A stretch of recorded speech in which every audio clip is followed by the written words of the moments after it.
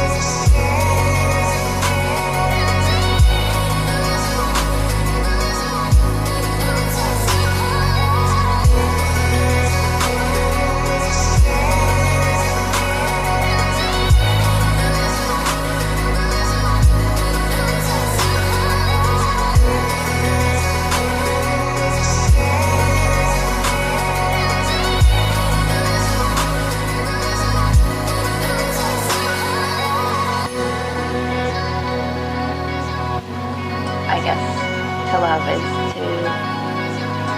that's the whole spectrum of life right there. And love is a focal point for humans, like from birth to death, sort of what we're here for in a lot of ways, for love and interaction with other people and self-love and loving others and getting to a place where you're not afraid of who you are and you can open up and sort of, it's just an ecstatic